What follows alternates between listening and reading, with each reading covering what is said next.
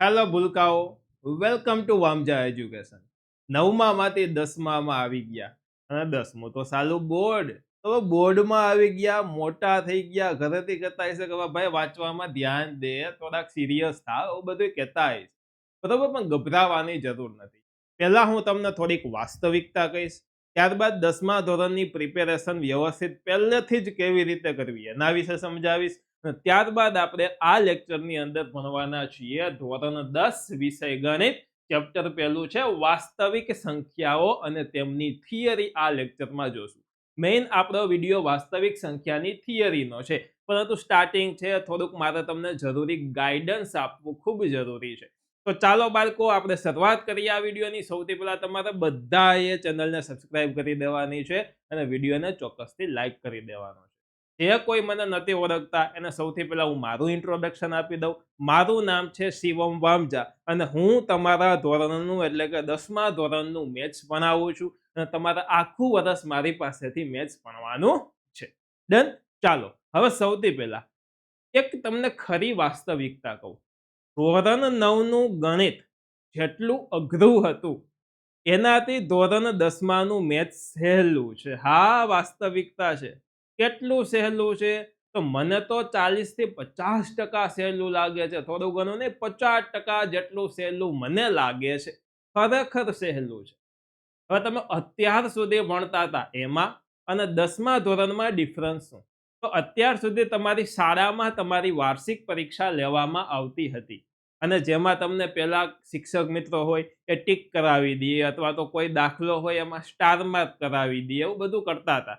અત્યાર સુધી તમે થિયરી ખાલી શીખતા હતા, પણ ઘરે જઈને કોઈ દિવસ તમે થિયરી લગભગ વાંચેલી હશે નહીં, અથવા તો યાદ રાખેલી હશે નહીં, પાકી કરેલી, મેમરાઇઝ કરેલી હશે નહીં.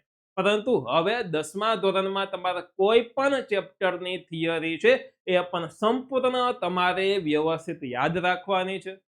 આખા વર્ષ દરમિયાન આઈએમપી તમને આપવામાં આવશે. આઈએમપી નો અર્થ થાય કે આ પૂછાવાની સંભાવના વધારે છે. પરંતુ તમને જે કોઈ શિક્ષક ભણાવતા હશે, હું હોય, તમારા સ્કૂલના શિક્ષક મિત્રો હોય કે અન્ય કોઈ હોય, એ કોઈ પેપર બોર્ડનું કાઢવા જવાનું નથી. એટલે કે એમની માનસિકતા શું છે પેપર સેટરની, એ તમને પહેલેથી ખબર પડશે નહીં. એટલે આપણે A to Z બધી જ વસ્તુ પાકી કરવાની છે.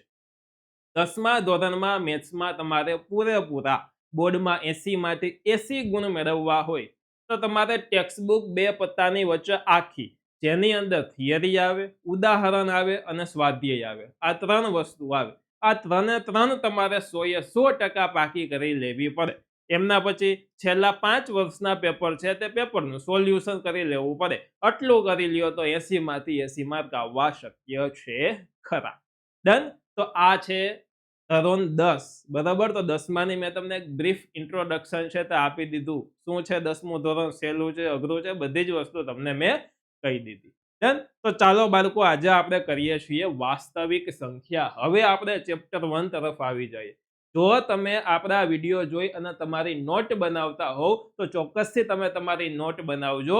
A to Z કન્ટેન્ટ યુટ્યુબની અંદર મારા તરફથી તમને ભણાવવામાં આવશે. ડન છે. ચાલો જોઈએ. આપણે સૌથી પહેલા તમને કહેવાનું કે આપણો સરસ મજાનો ધોરણ 10 માટેનો VOD કોર્સ છે અને આપણા હર કોઈ મેથ્સ સબ્જેક્ટના કોર્સની થીમ હોય છે ઝીરો ટુ હીરો.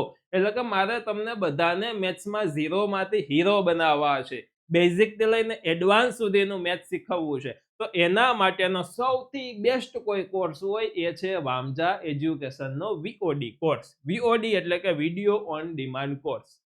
તેની અંદર રેકોર્ડેડ ક્લાસીસ આવી જાય, તમામ ક્લાસ હોય તેમની PDF બુક આવી જાય. એટલે કે જે ક્લાસ વર્કની PDF હોય એ PDF તમને મળી જશે. પછી ચેપ્ટર વાઇઝ તમને ટેસ્ટ મળશે. છેલ્લે ફૂલ કોર્સની ટેસ્ટ તમને અવેલેબલ થઈ જશે અને દરેક કોન્સેપ્ટની ક્લિયરિટી વ્યવસ્થિત આપવામાં આવશે. એટલે કે દરેક કોન્સેપ્ટને વ્યવસ્થિત તમને શીખવવામાં આવશે. બોર્ડ એક્ઝામમાં મેથ્સ વિષયમાં પૂરેપૂરા માર્ક તમારે લેવા હોય તો એના માટે આ કોર્સ ઇનફ છે. આ કોર્સ પ્લસ ટેક્સ્ટબુક, આટલી વસ્તુ તમે લઈ લ્યો અને બાકી લખવાના ચોપડા લઈ લ્યો તો બાકી કોઈ સાહિત્ય, કોઈ મટીરિયલ, તમને બીજી કોઈ વસ્તુની જરૂર પડતી નથી. આપણા કોર્સનો ભાવ 1599 છે. પરંતુ આપણે એવું રાખેલું હતું કે સત્ર ચાલુ થાય એ પહેલા કોઈ કોર્સ ખરીદે તો 799 માં કોર્સ અવેલેબલ હતો અને ઘણા બધા વિદ્યાર્થીઓએ કોર્સ લઈ લીધો છે ત્યારે. પરંતુ આ ઓફર ખરેખર અત્યારે પૂરી થઈ ગઈ હોય, પરંતુ આપણે થોડાક સમય માટે એક્સટેન્ડ કરીએ છીએ તમારી ડિમાન્ડને ધ્યાનમાં રાખીને કે હજી પણ થોડાક દિવસ તમને 799 માં કોર્સ મળશે. સર 799 માં મહિનો દિવસ બહુ મોંઘું કહેવાય. કોને કીધું મહિનો દિવસ? 799 આખું વર્ષ, બરોબર? પણ લાપીનોઝમાં તમે 7 ચીઝી મોન્સ્ટર પિઝા મગાવો ને એ 799 નો નથી આવતો. એટલામાં આખા વર્ષનું મેથ્સ આવી જાય. આખું વર્ષ એટલે કે બોર્ડ એક્ઝામ સુધી, બરોબર? તો આ ભાવ છે 799, બહુ ઓછો ભાવ કહેવાય મારી દ્રષ્ટિએ. તો ચોક્કસથી તમે પરચેસ કરી શકો છો. આપણા જે તમામ લેક્ચર્સ હોય, પછી બોર્ડ તરફથી કોઈ સર્ક્યુલર આવતા હોય, પરિપત્ર આવતા હોય, તમને અત્યાર સુધી શું હતું કે કોઈ પણ વસ્તુ હોય તો સ્કૂલેથી સર્ક્યુલર તમને ઘરે વોટ્સઅપમાં મોકલવામાં આવે અથવા તો ક્લાસમાં કહેવામાં આવે કોઈ નોંધ. એવી રીતના હવે બોર્ડના જે કાંઈ નિયમો આવતા હોય, જે કોઈ વસ્તુ બોર્ડ કહેતું હોય એ આપણે જોવું પડે. તો આ તમામ અપડેટ્સ છે તે તમને આપણી વામજા એજ્યુકેશન ટેલિગ્રામ ચેનલની અંદર મળી જશે. તો ચોક્કસથી ટેલિગ્રામમાં વામજા એજ્યુકેશનને જોઈન્ટ કરી દેવાનો. કોર્સ ક્યાંથી ખરીદવાનો? તો વામજા એજ્યુકેશન એપ્લિકેશનમાં, અને બધાએ ટેલિગ્રામ ચેનલ છે એને ખાસ જોઈન કરી લેવાની છે. ટેલિગ્રામમાં તમે વામજા એજ્યુકેશન લખશો એટલે તમને આપણી ચેનલ છે તે મળી જશે.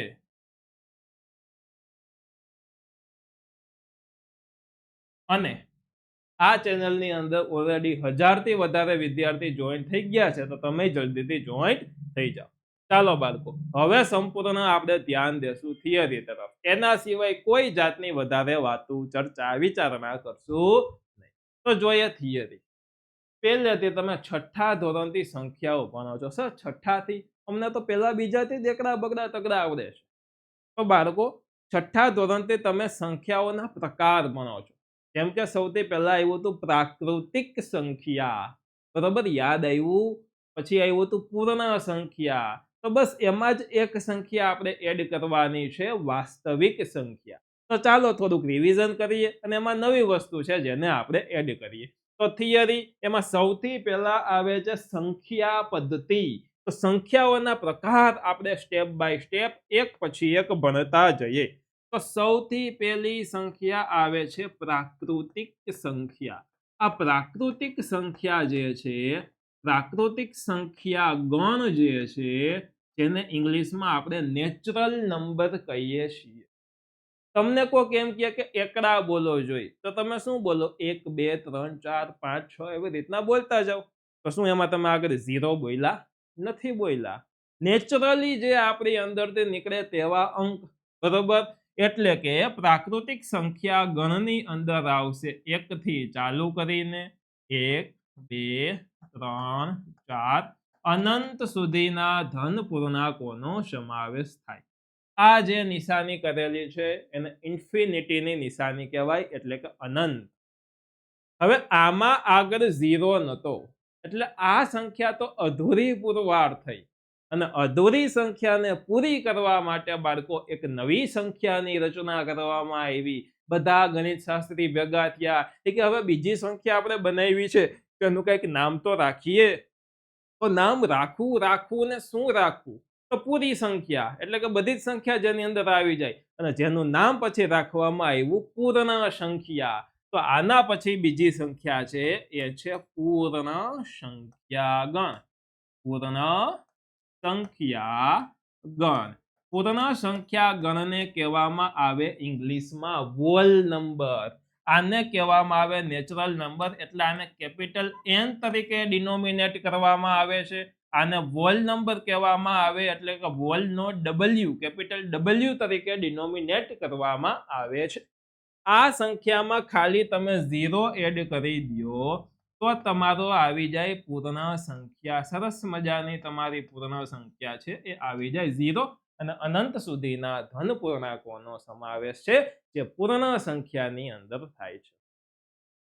હવે વાસ્તવિક જે દુનિયા છે, બરોબર, એ દુનિયાની અંદર હિસાબ કિતાબ ગણતરીઓને સહેલી કરવા માટે એક ઝેહલન નામના ગણિત શાસ્ત્રી અથવા તો તર્કશાસ્ત્રી એક નવી સંખ્યા બનાવી. અને ઝેહલને નવી સંખ્યા બનાવેલી છે, એનું નામ આપેલું છે પૂર્ણાંક સંખ્યા. કેવી સંખ્યા? તો પૂર્ણાંક સંખ્યા. જોજો, પૂર્ણાંક સંખ્યા ગણ. આ પૂર્ણાંક સંખ્યા ગણ છે, જેને ઇંગ્લિશમાં ઇન્ટીજર કહેવાય. એટલે આને ઇન્ટીજરના આઈ તરીકે ડિનોમિનેટ કરવામાં આવે, તથા ઝેહલનભાઈના કેપિટલ ઝેડ તરીકે પણ આને ડિનોમિનેટ કરવામાં આવે છે. આ સંખ્યામાં શું આવશે?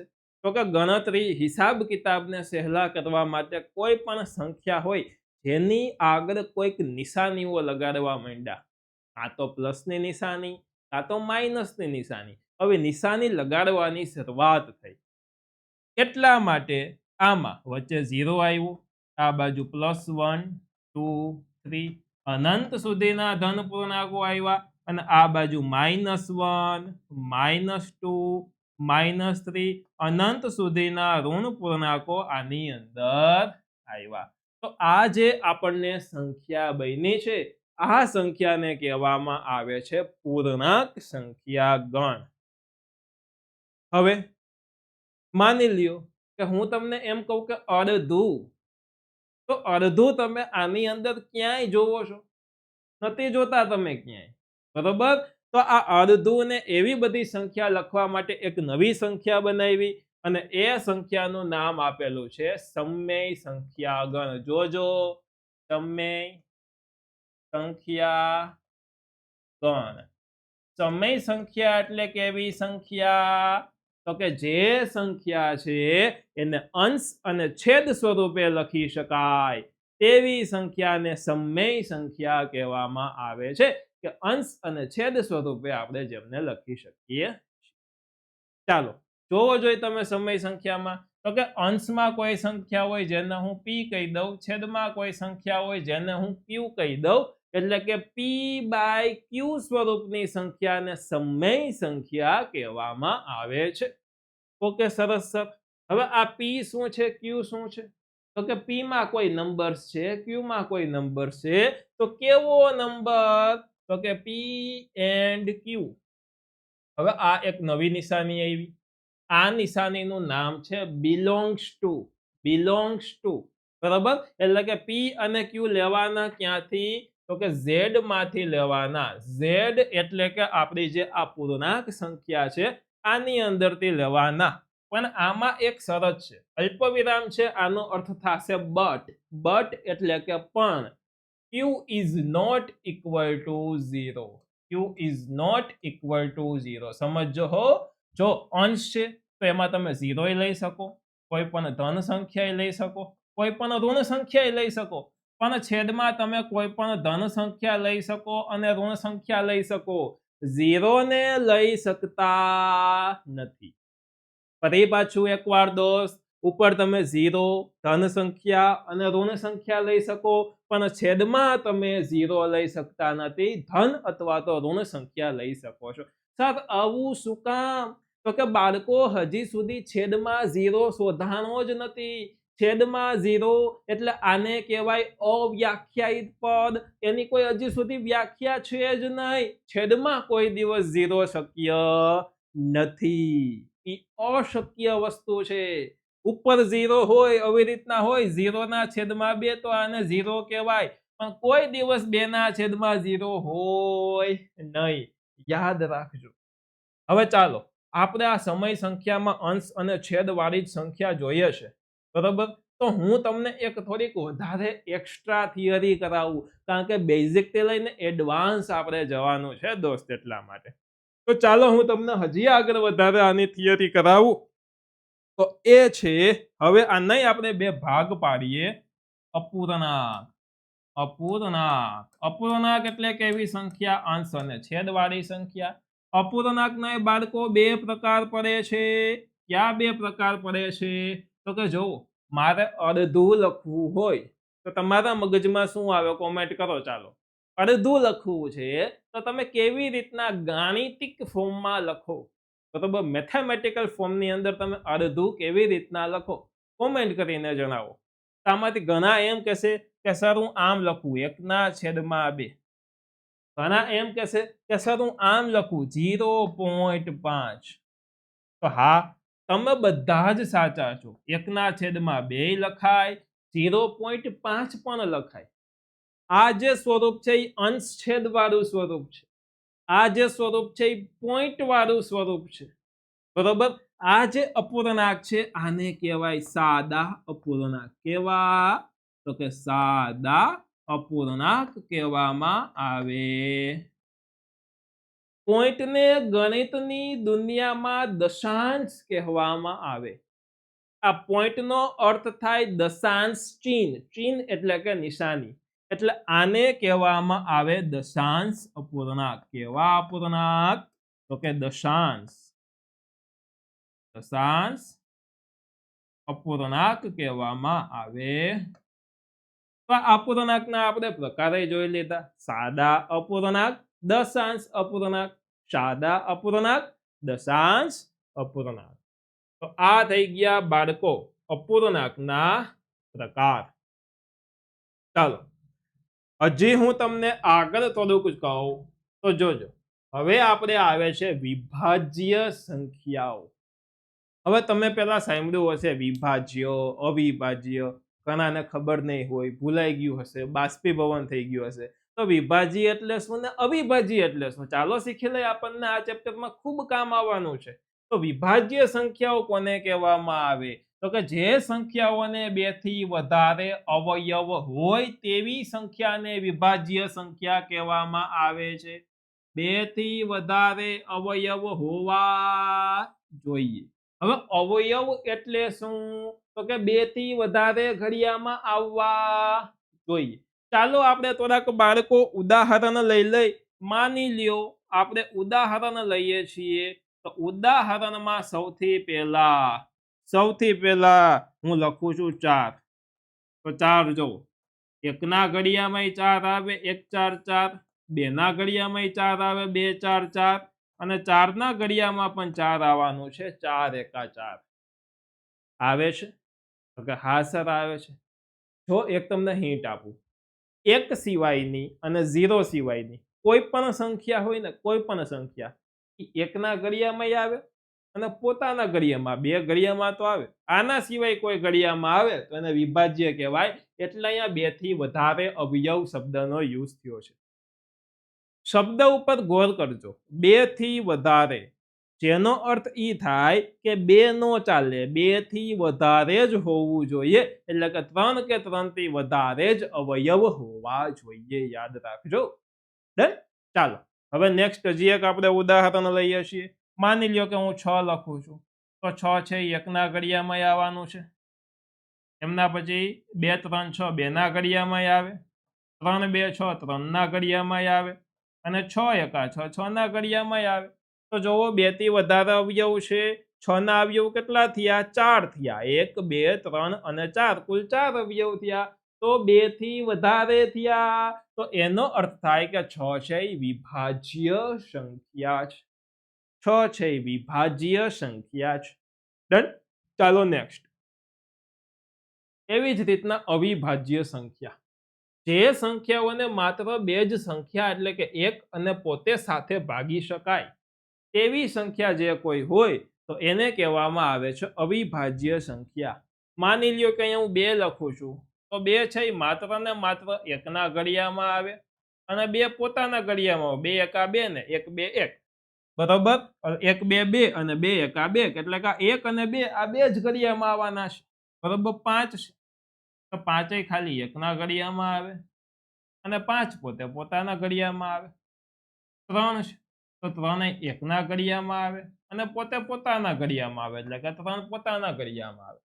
તો આવી સંખ્યા જે છે એને કહેવામાં આવે છે અવિભાજ્ય સંખ્યા. આ જે અવિભાજ્ય સંખ્યા છે એને આપણે પાકી કરવી, યાદ રાખવી ખૂબ જરૂરી છે. તો ચાલો થોડીક આપણે અવિભાજ્ય સંખ્યા લખી લઈએ કે 2 3 5 7 8 નહીં, 9 નહીં, 10 નહીં ને 11, 12 નહીં ને 13, 14 નહીં, 15 નહીં, 16 નહીં ને 17. બરોબર. તો આ બધી સંખ્યા છે એ છે અવિભાજ્ય સંખ્યા. બરાબર. તો આ સંખ્યાઓને અવિભાજ્ય સંખ્યા કહે છે. તમારા અવિભાજ્ય સંખ્યાને લાઈનમાં પાકી કરી લેવાની છે, લાઈનમાં હો. કઈ કઈ? 2 3 5 7 11 13 17. બરોબર. આગળ હજી લખ્યું હોય તો હજી લખી શકીએ. ચાલો 19 આવે, 23 આવે. બસ આટલી પાકી કરી લેશો તો 10મા ધોરણમાં તમારું કામ થઈ જશે. ડન છે? ડન છે. ચાલો હવે એક આમાં નોંધ લખવાની છે. એક નોંધ છે, ખૂબ જરૂરી નોંધ છે. મને તમે બધા કયો જોઈ કે એક છે, એક નંબર 1 આ વિભાજ્ય છે કે અવિભાજ્ય છે? ચાલો કોમેન્ટ કરો. તો કે એક છે ને બાળકો, એ નથી વિભાજ્ય કે નથી અવિભાજ્ય. શું કામ? તો કે જો અવિભાજ્ય સંખ્યા કોને કહેવામાં આવે? કે જેના માત્ર 2 જ અવયવ હોય, એક છે એકડો અને એક છે પોતે. હવે એકના કેટલા અવયવ થાય? તો કે એક ખાલી એકના ઘડિયામાં જ આવે, એક એકાએક, બાકી કોઈ ઘડિયામાં આવે જ નહીં. આના 2 અવયવ થતા નથી. બરોબર. એટલે આ અવિભાજ્યમાં ન આવે અને વિભાજ્યમાં 2 કે 2 થી વધારે અવયવ હોવા જોઈએ. એટલે કે 3 કે 3 થી વધારે અવયવ હોવા જોઈએ. તો આનો તો એક જ અવયવ છે. તો આની નોંધ થશે કે એક છે એ વિશિષ્ટ સંખ્યા છે. કેવી સંખ્યા છે? વિશિષ્ટ સંખ્યા છે જે વિભાજ્ય પણ નથી, જે વિભાજ્ય નથી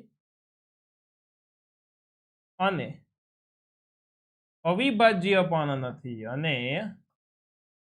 અવિભાજ્ય પણ નથી. તો એક કેવી થઈ ગઈ? વિશિષ્ટ સંખ્યા થઈ ગઈ કે જે બાળકો વિભાજ્ય નથી અને અવિભાજ્ય પણ નથી. તો આ થઈ ગયા આપણે અવિભાજ્ય સંખ્યા અને વિભાજ્ય સંખ્યાઓ. આમાં કોઈને કાંઈ આટલું આપણે ભણ્યા એમાં તમને કોઈ ડાઉટ હોય તો તમે જણાવી શકો છો. કોમેન્ટ બોક્સ છે ને, જો એ કોમેન્ટ બોક્સ તમે કેટલી જગ્યાએ યુઝ કરી શકો કહું તમને. એક તો તમે તમારા ડાઉટ બિંદાસ પૂછી લેવાના. તો તમે કહેશો ડાઉટનું સોલ્યુશન કેવી રીતના થશે? તો આપણે એક ટાઈમ રાખશું, દર 15 દિવસે એક વખત તમારા ડાઉટનું સોલ્યુશન કરવાનું, કે જે એકેડેમિક ડાઉટ હોવા જોઈએ, એટલે કે ભણવાના ડાઉટ, મેથ્સના ડાઉટ હોવા જોઈએ. બરોબર. આપણે જે આગલા અઠવાડિયે ભણ્યું હોય તેના ડાઉટ હોવા જોઈએ. એવું એકાદો લેક્ચર ગોઠવશું બાળકો. બીજી વસ્તુ, આ વિડીયો કેવો લાગે છે ને રિવ્યુ તમારે આપવાના છે. સારો લાગતો હોય તો સારો, જે કોઈ વસ્તુ સુધારવા લાયક હોય તો એ તમે જણાવી શકો. બરોબર. કહી શકો બિંદાસ, આ તમારી પોતાની ચેનલ છે.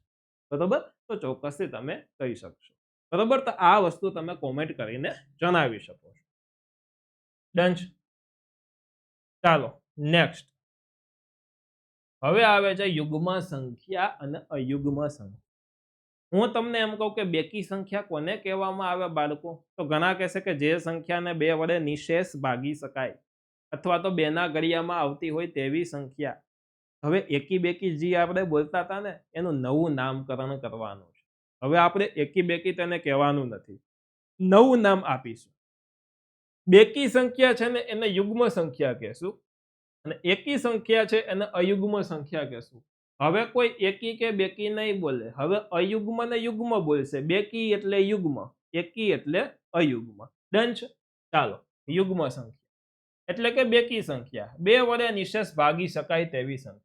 અને જેના ઉદાહરણમાં 2 4 6 8 10 12 આવા નંબર આવે. બરોબર. 2ના ઘડિયામાં જે ચાલે એકી સંખ્યા એટલે અયુગ્મ સંખ્યા, એને એકી સંખ્યા કહેવાય. 2 વડે નિશેષ ભાગી ન શકાય તેવી સંખ્યા, એમાં 1 3 5 7 9 11 13 આ બધી સંખ્યા છે.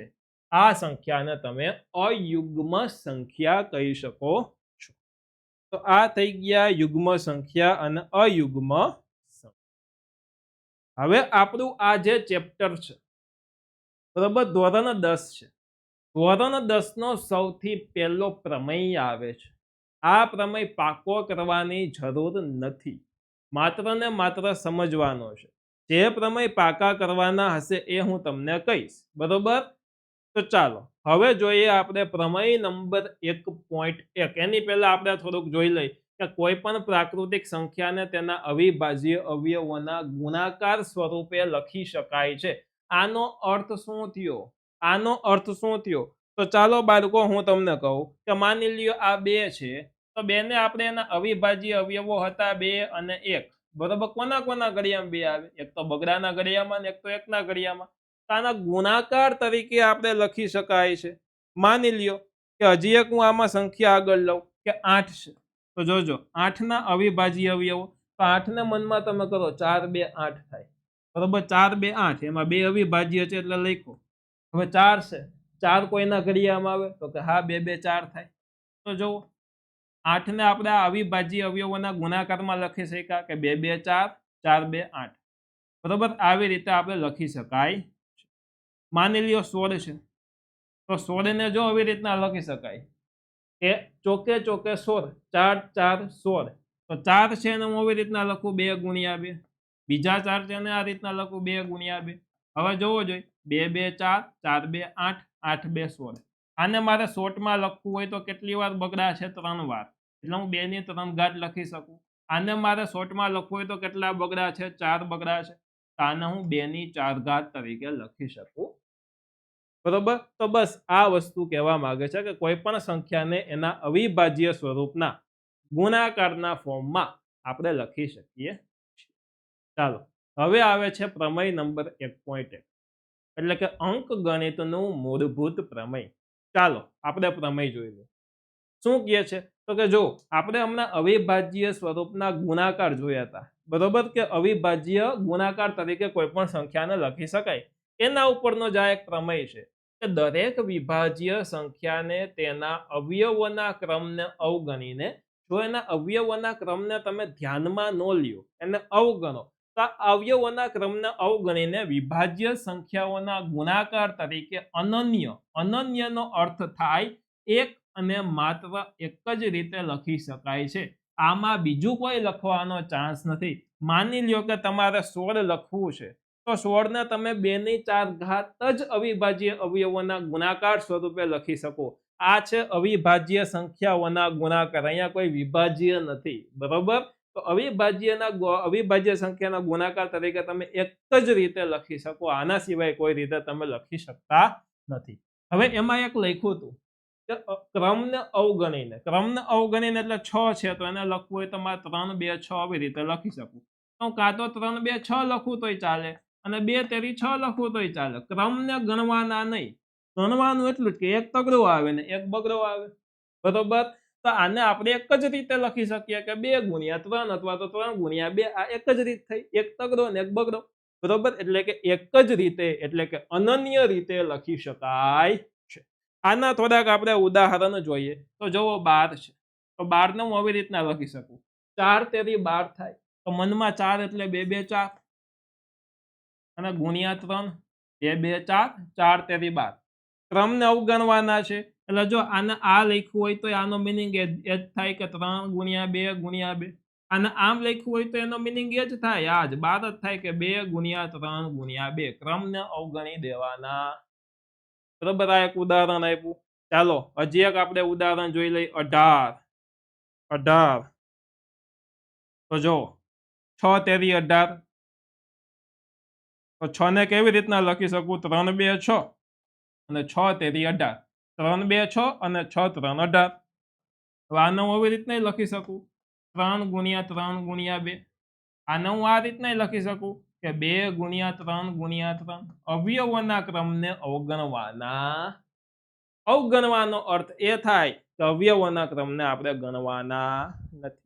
ગણવાના નથી એનો અર્થ થાય અવગણવાના છે હવે આ જે પ્રમેય જોયો હોવો આપણે લલ્લુ પપ્પુ જેવો પ્રમેય છે ભાઈ તો એ જોયું એનો ઉપયોગ શું બરોબર તો એનો ઉપયોગ છે કે √2 √3 √5 જેવી સંખ્યાઓ છે એ અસમય છે એ સાબિત કરવા માટે એ સમય નથી એમના પછી બીજો ઉપયોગ કે અસમય સંખ્યાનું p/q સ્વરૂપ દશાંશ સ્વરૂપ શાંત છે કે અનંત છે તે નક્કી કરવા માટે આનો યુઝ કરવામાં આવે છે હવે આગળ મેં એક વસ્તુ છે ને એ અધૂરી રાખેલી છે શું અધૂરી રાખેલી છે કારણ કે મારે તમને હવે જ શીખવાડવી હતી આમાં તમે એક શબ્દ જોયો હોય તો શબ્દ છે અસમય સાબિત કરવા માટે હવે આપણે અસમય તો ભણ્યા જ નથી અસમય એટલે શું બરોબર આગળના ધોરણમાં ભણી ગયા ચોક્કસ પણ અત્યારે તો આપણે રિવિઝન કર્યું નહીં તો ચાલો તો આપણે જોઈતી અહીંયા પૂર્ણાંક સંખ્યા, એના પછીની નેક્સ્ટ સંખ્યા આપણે જોઈતી એ છે સમય સંખ્યા. હવે આપણે સંખ્યા જે જોઈએ છીએ એ છે અસમય સંખ્યા. કેવી સંખ્યા? અસમય સંખ્યા ગણ. અસમય સંખ્યાનો અર્થ શું થાય? કે જે સંખ્યા સમયનો હોય, જે સંખ્યા ને p/q સ્વરૂપમાં લખી ન શકાય, અંશ અને છેદ વાળા ફોર્મમાં લખી ન શકાય, તો કે જે સંખ્યાને p/q સ્વરૂપમાં લખી ન શકાય એવી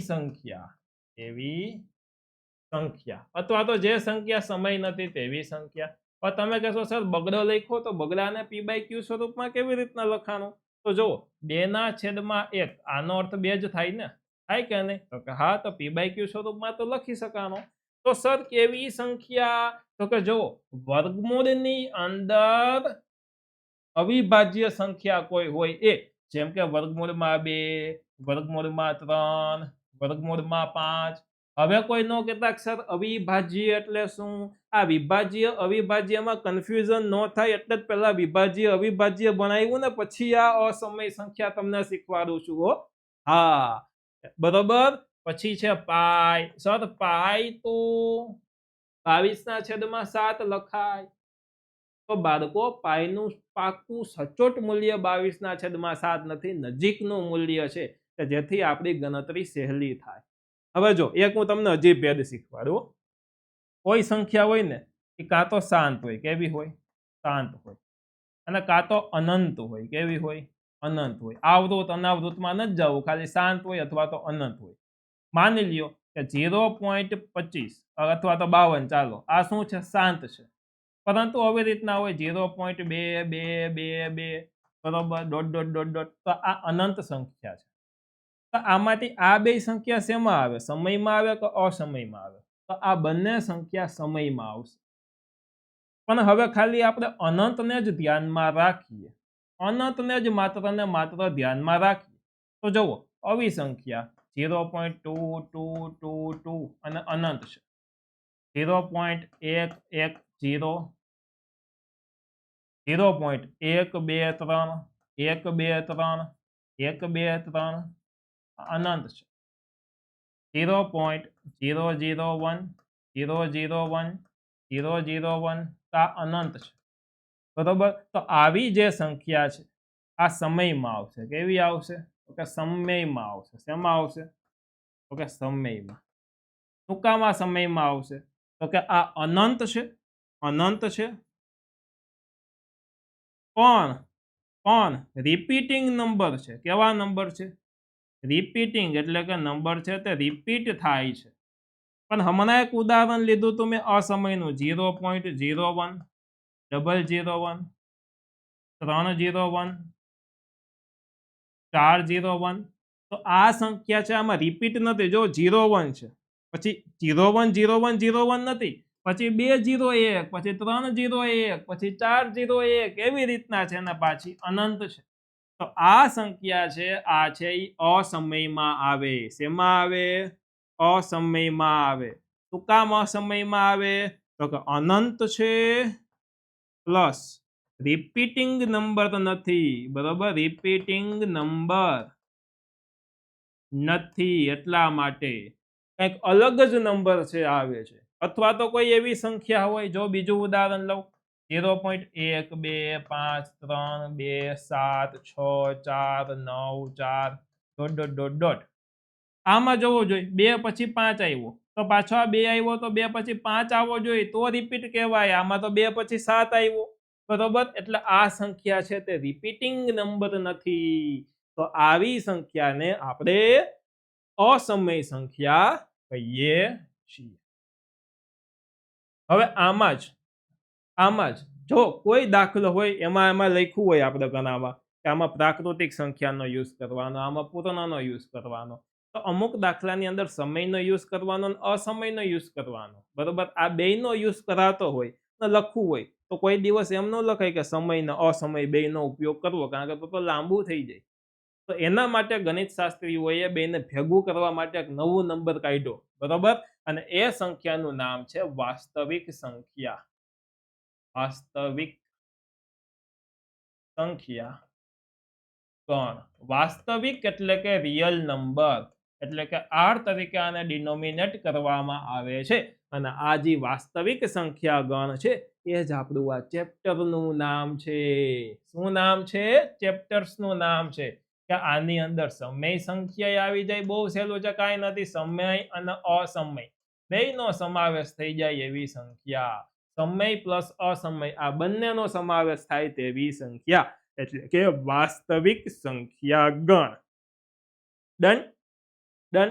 કોઈને કાંઈ ડાઉટ એકેય જાતનો? આમાં લગભગ એક પણ જાતનો ડાઉટ કોઈને હોઈ શકે નહીં, કારણ કે બહુ સહેલું છે બાળકો, બહુ સહેલું. બરાબર? વાસ્તવિક સંખ્યા એટલે કે સમય સંખ્યા અને અસમય સંખ્યા, આ બેયનો સરવાળો કરો એટલે આપણને મળે વાસ્તવિક સંખ્યા ગણ. ચાલો હવે આપણે જોઈએ અવિભાજ્ય અવયવીકરણ. અવિભાજ્ય અવયવીકરણ એટલે શું? ધીમે ધીમે બધું જ શીખવાનું છે, હળવું હળવું રહેવાનું છે. ધીમે ધીમે બધી જ વસ્તુ આપણે શીખવાની છે. તો કોઈ પણ વિભાજ્ય સંખ્યાને તેના અવિભાજ્ય અવયવોના ગુણાકાર સ્વરૂપે દર્શાવવાની જે ક્રિયા છે, રીત છે, એને અવિભાજ્ય અવયવીકરણ કહે છે. અવિભાજ્ય અવયવો એટલે શું? તો કયા જોયું કે 12 ના અવિભાજ્ય અવયવ 2 ગુણ્યા 2 ગુણ્યા 3 છે, બરોબર? પછી અહીંયા 8 ના અવિભાજ્ય અવયવ 2 ગુણ્યા 2 ગુણ્યા 2 એટલે કે 2 નો ઘન છે, બરોબર? પરંતુ તમને હું એમ પૂછું કે 16,000 ના અવિભાજ્ય અવયવ કેટલા? અથવા તો અવિભાજ્ય અવયવ શું? તો શું તમે જાતે કરી શકો? ન કરી શકીએ. તો એને આપણે અવિભાજ્ય અવયવોને શોધવા માટેની જે ક્રિયા છે, જે રીત છે, એને અવિભાજ્ય અવયવીકરણ કહેવામાં આવે છે. સર બહુ સહેલું છે, બહુ સરળ છે. તો ચાલો આની થોડીક આપણે પ્રેક્ટિસ કરીએ. જેમ કે અહીંયા હું એક આંકડો લખું છું 8580. આના અવિભાજ્ય અવયવીકરણ તો કે 2 ગુણ્યા 2 ગુણ્યા 3 ગુણ્યા 5 ગુણ્યા 11 ગુણ્યા 13.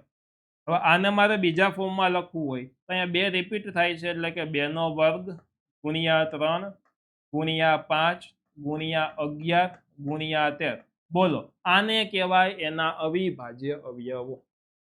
તકલીફ એ થાય કે સર આ અવિભાજ્ય અવયવો તમે તો લખ્યા આમાં, બરોબર, પણ અમારે શોધવા કેવી રીતે?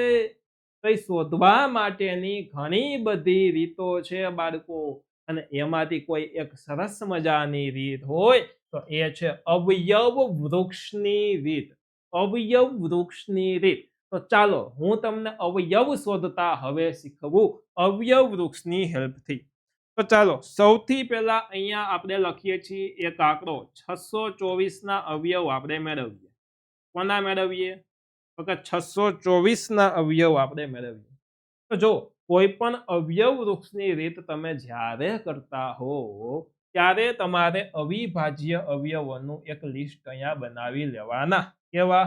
તો કે અવિભાજ્ય અવયવો. આગળ મેં તમને લિસ્ટ બતાવ્યું છે 2 3 5 6 નહીં ને 7 8 નહીં 9 નહીં 10 નહીં 11 12 નહીં ને 13 લખી લેવાના, થોડા ઘણા લખી લેવાના, બરોબર? હવે જોવાનું કોઈ પણ સંખ્યા હોય ને એ જોવાનું. સૌથી પહેલા ઉપરનો આંકડો જોવાનો, નીચેના કોઈ આંકડા જોવાના નહીં. સૌથી પહેલા ઉપરનો જ અંક, ઉપરનો જ આંકડો જોવાનો. શું આ સંખ્યા છે એ 2 ના ઘડિયામાં આવે? તો આ સંખ્યા કેવી છે? ઘણા કહેશે સર બેકી. બેકી નહીં ભાઈ, યુગ્મ કહેવાનું. આ સંખ્યા યુગ્મ છે એટલે 2 ના ઘડિયામાં આવે તો 2 ને હંમેશા ડાબી બાજુ લખવાનો. આને હું 2 સાથે ભાંગું તો શું આવે? જમણી બાજુ લખવાનો. ચાલો ચાલો સર જલ્દીથી ભાગાકાર કરીએ, બુક અને પેન લઈને ભાગાકાર કરવા માંડીએ. નહીં, હવે થોડુંક મનમાં જાતે કરવાનું છે. તો 624 નો ભાગાકાર જાતે કરવો હોય તો તમે જોજો. ચાલો 600 ના અડધા કેટલા? 300. 24 ના અડધા કેટલા? 12. તો 312 થાય. આવી રીતના જાતે કરતા શીખવાનું છે, અને જે નંબર આવે એમાં બોક્સ બનાવતું જવાનું. આ જે રીત છે ને, આની અંદર આ ડાબી બાજુ બધા જ અવિભાજ્ય સંખ્યા આવતી જશે, અને જમણી બાજુ છેલ્લો અંક જ્યાં સુધી અવિભાજ્ય ન આવે ત્યાં સુધી આપણે પ્રોસેસ કરતી રહેવાની. આ હજુ વિભાજ્ય સંખ્યા છે, તો એને આપણે અવિભાજ્ય સંખ્યા લાવવાની, કારણ કે બેકી સંખ્યા છે ને બે સિવાયની બધી જ બેકી સંખ્યા વિભાજ્ય હોય. તો જો આનો હજી બે સાથે આ પહેલી સંખ્યા સાથે ભાગી શકાય છે, તો કે હા બેકી છે એટલે કે યુગ્મ છે એટલે ભાગી શકાય. 300 ના અડધા 150 અને 12 ના અડધા 6, 150 અને 6 156. આના અડધા 156 થયા. હવે આ સંખ્યા વિભાજ્ય છે કે અવિભાજ્ય? તો સર આ સંખ્યા હજી વિભાજ્ય છે, અવિભાજ્ય નથી, કારણ કે યુગ્મ સંખ્યા છે. તો ચાલો આનો હજી બે સાથે ભાગ ચાલે, તો કે હા ચાલે. જ્યાં સુધી બે સાથે ભાગ ચાલતો હોય ત્યાં સુધી 3 પાસે આપણે જવાનું નથી. તો જુઓ 156 છે, 100 ના અડધા 50 અને 56 ના અડધા. તો જો આવી રીતના ભાગ પડાય, 100 વત્તા 50 વત્તા 6 એટલે કે 156. 100 ના અડધા 50, 50 ના અડધા 25 અને 6 ના અડધા 3. આ બધાનો સરવાળો કરી લ્યો ચાલો. તો 50 60 70 75 76 77 78. કેટલા આવ્યા? 78. આવી રીતના જાતે મનમાં કરવાનું. આ પ્રોસેસ લાગે લાંબી, પણ મનમાં થાય. જ્યારે તમે મનમાં કરતા શીખી જાશો, થોડીક પ્રેક્ટિસ કરશો, એટલે બહુ સહેલી પ્રોસેસ એ જ તમને લાગશે. ચાલો હજી આગળ જોવો જોઈએ. 78 છે, કેવી છે? યુગ્મ સંખ્યા છે. યુગ્મ સંખ્યા હોવાથી હજી તે વિભાજ્ય સંખ્યા છે. તો ચાલો આનો હજી બે સાથે ભાગ ચાલે. 70 ના અડધા 35, 8 ના અડધા 4. 35 વત્તા 4 કરો તો 39 થાય. હવે જોવો જોઈએ 39 યુગ્મ સંખ્યા છે કે અયુગ્મ સંખ્યા છે?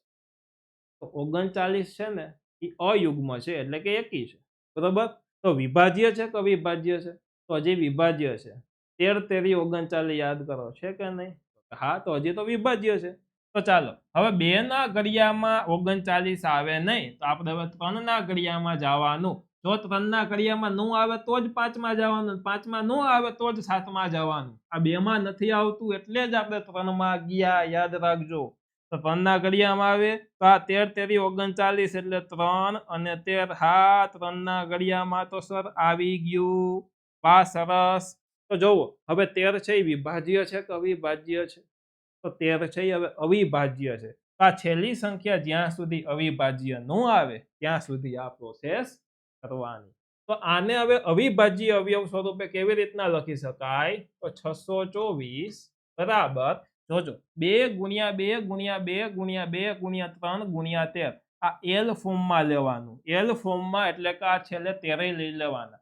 ઘણી જગ્યાએ હજી આગળ આમાં એક લાઈન રાખે કે આમ 13 હોય તો હજી આગળ કે ભાઈ 1 ગુણ્યા 13 અથવા તો અહીંયા 13 ગુણ્યા 1. આ રીતે હજી આગળ રાખે, પણ એ રાખવાની જરૂર નથી. ટૂંકમાં જેટલા અવિભાજ્ય સંખ્યા આમાં તમને દેખાય છે, બરોબર, આ બાજુ અને આ છેલ્લામાં આ બે આ જ દેખાશે, એ બધા લખવાના. તો 1 2 3 4, 4 વખત બગડા એટલે 2 ગુણ્યા 2 ગુણ્યા 2 ગુણ્યા 2 ગુણ્યા આ 3 અને આ 13 ગુણ્યા 3. હવે આને હજી મારે શોર્ટમાં લખવું હોય તો 4 બગડા છે, તો 2 ની 4 ઘાત ગુણ્યા 3 ગુણ્યા 13. તો આ સ્વરૂપે અવયવ વૃક્ષની અંદર છે, જેને આને આપણે લખી શકીએ છીએ. ડન છે? ડન છે? સમજાઈ ગયું? ઓકે, હા સર સમજાઈ ગયું. ચાલો તો હજી આપણે થોડીક આગળ વધારે વસ્તુ જોઈ લઈ. તો એ છે ગુસ્સા લસા. સર ગુસ્સા લસા અમે અત્યાર સુધી બહુ ભણ્યા, સાડા આવડતા નથી. તો ચાલો હું અત્યારે તમને જૂની રીતે શીખવું, પછી આગળ આપણે દાખલા આવશે ને એમાં જે અત્યારની જે રીત છે, બરોબર, આ અવયવ વૃક્ષની હેલ્પથી આપણે લસા ગુસ્સા શોધવાના છે, તે ધોરણ 10 ની રીત હું તમને પછી આગળ શીખવીશ. અત્યારે જૂની રીતથી આપણે શીખવું. તો જો ગુસ્સાનું ફૂલ ફોર્મ થાય ગુરુત્તમ સામાન્ય અવયવ. ગુરુત્તમનો અર્થ થાય મોટામાં મોટું, યાદ રાખજો. ગુસ્સાનું બીજું નામ છે HCF એટલે કે હાઈએસ્ટ કોમન ફેક્ટર, અથવા તો હજી ત્રીજું નામ છે GCD એટલે કે ગ્રેટેસ્ટ કોમન ડિવાઇઝર, બરોબર. તો આ ત્રણ નામ છે, ગ્રેટેસ્ટ, હાઈએસ્ટ અને ગુરુત્તમ. આ ત્રણેયનો અર્થ થાય મોટામાં મોટું, બરોબર. પછી આમાં કોમન છે, સામાન્ય છે, અહીં કોમન છે. તો કોમન એટલે સરખું, સામાન્ય બધામાં હોય તેવું અવયવ, પછી ફેક્ટર, ડિવાઇઝર, આ બધું અવયવના અલગ અલગ નામ છે. ચાલો તો થોડાક આપણે ઉદાહરણ આમાં જોઈ લઈ. તો ઉદાહરણમાં સૌથી પહેલા ચાલો 12 એક લઈ લઉં છું અને બીજું હું સાથે સાથે લઈ લઉં છું 16. તો 12 ના અવયવ કેટલા? અવયવ પેલા તો કોને કહેવાય? તો કે 12 છે કોના કોના ઘડિયામાં આવે એને 12 ના અવયવ કહેવાય. તો પહેલાથી આપણે લખતા જઈએ. ચાલો 12 છે એકના ઘડિયામાં આવે તો કે હા આવ્યા. 2 માં આવે તો કે હા 2 6 12. 3 માં આવે તો 3 4 12 હા. 4 માં આવે તો 4 તેરી 12. 5 માં નો આવે. 6 માં આવે તો 6 2 12 હા આવે અને પછી ડાયરેક્ટ 12 ના ઘડિયામાં આવે 12 એકા 12. તો આને 12 ના અવયવ કહેવાય. 16 ના જોઈ તો 1 નામાં આવે તો કે હા 1 16 16. 2 માં આવે તો કે 2 8 16 આવે. 3 માં નો આવે. 4 માં આવે તો કે હા ચોકે ચોકે 16. 5 માં નો આવે. 6 માં નો આવે. 7 માં નો આવે. 8 માં આવે 8 2 16 અને 16 ના ઘડિયામાં આવે 16 એકા 16. હવે આ બેમાં ઉપર નીચે સરખું હોય એવું કોણ કોણ? એક તો એકડો, બગડો 2 4. આ 3 અંક એવા છે કે જે ઉપરનામાંય છે ને નીચેનામાંય છે. એટલે કે બેયમાં કોમન છે. બેયમાં સરખા છે. હવે આ સરખી વસ્તુમાંથી મોટી સરખી કઈ? તો કે આ 4 એમાંથી સૌથી મોટામાં મોટો છે. તો કહેવાનો મિનિંગ એ કે ગુસ્સા, જો ગુસ્સાને લખવાની તમને સાચી રીત બતાવું, આ રીતે જ તમારે લખવાનો છે. ગુસ્સા કાઉન્સમાં જે બે સંખ્યાનો ગુસ્સા શોધ્યો હોય એ. આમાં 12 નો અને 16 નો શોધેલો છે એટલે 12 અલ્પવિરામ 16 બરાબર. અને આ બેયનો ગુસ્સા થઈ જાય 4 કારણ કે સરખું બેયમાં હોય અને એમાંથી મોટામાં મોટું હોય એને કહીએ ગુસ્સા. એટલે કે આમાં ગુસ્સા 12 અને 16 નો થઈ જાય છે 4. તો આ છે ગુસ્સા. કાંઈ છે ભાઈ? સહેલું છે. ચાલો આગળ. હવે આવે લસા, લઘુત્તમ સામાન્ય અવયવી. લઘુત્તમ એટલે નાનામાં નાનું. આમાં હતું અવયવ. અવયવ. જ્યારે આમાં લસામાં છે અવયવી.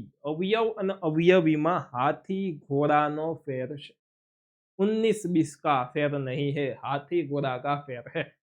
તો જો એલસીએમ કહેવાય આને, લિસ્ટ કોમન મલ્ટીપલ. તો જો આમાં આપણે લસા શોધીએ કોઈ પણ બે સંખ્યા લઈ લઉં છું તો આ જ લઉં. ચાલો 12 અને 16. 12 અને 16. તો 12 ના અવયવી, પેલા અવયવી લખશું. અવયવી એટલે શું? તો અવયવ એટલે શું હતું કે જેના જેના ઘડિયામાં આવતું હોય એને અવયવ કહેવાય. આગળ લખ્યું એ. અવયવી એટલે શું થાય? તો કે 12 ના અવયવી એટલે 12 નો ઘડિયો. 16 ના અવયવી એટલે કે 16 નો પોતાનો ઘડિયો. તો જો 12 ના અવયવી 12 એકા 12, 12 2 24, 12 3 36, 12 4 48, 12 5 60. આને કહેવાય 12 ના અવયવી. અને અવયવી અનંત હોય, કેટલા બધા હોય, ઘડિયો તો હાલ જ રાખવાનો છે. બરાબર. તો ચાલો હવે જોઈએ આપણે 16 ના અવયવી. તો 16 ના જોવો જોઈએ. તો કે 16 એકા 16, 16 2 32, 16 3 48, 16 4 64. આવી રીતના હાઈલ જ રાખે. અને અવયવી હોય ને ત્યારે ઉપર અને નીચે આ બેમાં ઘણી બધી વસ્તુ કોમન આવે, સરખી આવે, ઘણી બધી કોમન આવે. એમાંથી જે નાનામાં નાનું બેમાં સરખું હોય એ. તો આમાં જોવો જોઈએ, અહીંયા 48 છે અને અહીંયા 48 છે. હજી પાછળ અહીંયા ઘણી બધી વસ્તુ કોમન આવશે. બરોબર. આમાં આ હોય તો આમાં એ વસ્તુ હોય તો ઘણી બધી કોમન આવશે. એમાંથી જે સૌથી પહેલો કોમન આવે ને, જે નાનામાં નાનો હોય ને, એને કહેવાય આપણે લસા. લસા લખવાની રીત પણ આ જ છે કે લસા એ અલ્પવિરામ બી. અથવા તો આમાં એ બી ની જગ્યાએ આપણી પાસે નંબર છે 12 અને 16. 12 અલ્પવિરામ 16 બરાબર 48 બરાબર 48. એટલે કે 48. ડન છે. હવે આ ગુસ્સા લસા ઉપરથી એમસીક્યુ દર વર્ષે હોય છે. તો ચાલો એના માટેનો તમને એક સૂત્ર આપું છું. કોઈ પણ બે સંખ્યાનો લસા એટલે કે લસા બે સંખ્યાનો, કઈ બે સંખ્યા? તો કે કોઈ પણ હોય. તો માની લ્યો કે a અને b બે સંખ્યા છે. a b નો લસા ગુણ્યા ગુસ્સા ab બરાબર a ગુણ્યા આ બે સંખ્યાનો લસા ગુણ્યા આ બે સંખ્યાનો ગુણાકાર બરાબર a ગુણ્યા b, એટલે કે બંને સંખ્યાનો ગુણાકાર. ડન, યાદ રાખજો. કોઈ પણ બે સંખ્યાનો લસા એ જ બે સંખ્યાનો ગુસ્સા બરાબર જે બે સંખ્યા લીધી હોય બેનો ગુણાકાર કરો એના જેટલો થાય. તો માની લ્યો કે તમને એમ કહે કે કોઈ પણ બે સંખ્યાનો બરાબર, જો તમને ગુસ્સા આપ્યો હોય a ગુણ્યા b આપ્યો હોય ને લસા શોધો એવું કહે તો લસાને આમાં કરતા બનાવી લેવાનો કે લસા ab બરાબર a ગુણ્યા b, અને આ બરાબરની ગુસ્સા સામે જાય તો છેદમાં વહી જાય, ગુણાકારમાં છે ગુસ્સા a ગુણ્યા b જેટલું થાય. અથવા તો ગુસ્સા એ બી તમને શોધવાનો કીધો હોય, લસા આપ્યો હોય અને a ગુણ્યા b આપ્યો હોય તો ગુસ્સા એ બી બરાબર a ગુણ્યા b ના છેદમાં લસા એ બી. તો આ રીતનું ખાસ તમારે યાદ રાખવાનું છે, ધ્યાન રાખવાનું છે. ડન છે?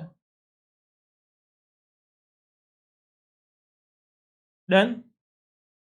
તો અહીંયા બાળકો આપણું આ જે પહેલું ચેપ્ટર છે, આ પહેલા ચેપ્ટરની થિયરી અહીંયા કમ્પ્લીટ થઈ જાય છે. હજુ આગળ ઘણી થિયરી છે, પરંતુ એ આપણે આગળના નેક્સ્ટ લેક્ચરની અંદર જોશું. ડન. તો આ વિડીયો કેવો લાગ્યો છે ચોક્કસથી તમારે મને કોમેન્ટ કરીને કહેવાનું છે, તથા ચોક્કસથી વિડીયોને લાઈક કરવાનો છે. ચેનલને સબસ્ક્રાઇબ તમારે બધાએ કરી જ દેવાની છે, બરોબર. શિવમ વામજા સર એટલે હું પોતે, અને વામજા એજ્યુકેશનનું શિક્ષણ જો તમને ગમ્યું હોય તો વિડીયોને લાઈક કરી અને તમારા અમૂલ્ય રિવ્યુ છે જે કોમેન્ટમાં લખી આપશો, એટલે કે કોમેન્ટ કરીને તમે જણાવો, બરોબર. જો તમારે મેથ્સનો કોર્સ લેવો છે તો ચોક્કસથી વામજા એજ્યુકેશન એપ્લિકેશન ડાઉનલોડ કરો. માત્ર ને માત્ર 799 મેથ્સનો કોર્સ છે એ અવેલેબલ છે, તો ચોક્કસથી આ ઓફરનો લાભ ઉઠાવવો જોઈએ બાળકો.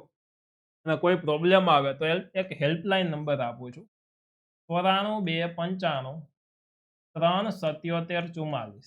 આમાં તમારે વોટ્સઅપમાં કોન્ટેક્ટ કરી લેવાનો રહેશે, તો ચોક્કસથી તમને બધી ઇન્ફોર્મેશન મળી જશે. જોકે તમે કોર્સ એપ્લિકેશન ડાઉનલોડ કરશો તેમાંય તમને બધી ઇન્ફોર્મેશન મળી જશે. હવે આજની આ તમારે જે પીડીએફ નોટ જોતી હોય તો ટેલિગ્રામમાં મળી જશે. ટેલિગ્રામની લિંક ડિસ્ક્રિપ્શનમાં છે, અથવા તો ટેલિગ્રામમાં વામજા એજ્યુકેશન તમે સર્ચ કરશો એટલે આવી જશે, બરોબર છે. મળીએ છીએ નેક્સ્ટ વિડીયોમાં. ધન્યવાદ.